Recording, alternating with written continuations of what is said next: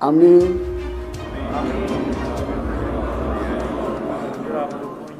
সংসদ সদস্য নির্বাচিত হইয়া সশ্রদ্ধ চিত্তে শপথ বা দৃঢ়ভাবে ঘোষণা করিতেছি যে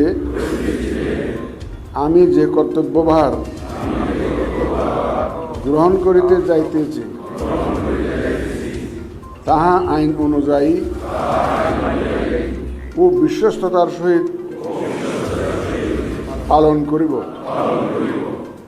আমি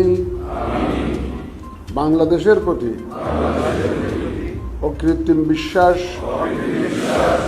ও আনুগত্য পোষণ করিব এবং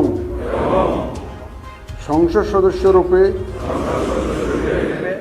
আমার কর্তব্য পালনকে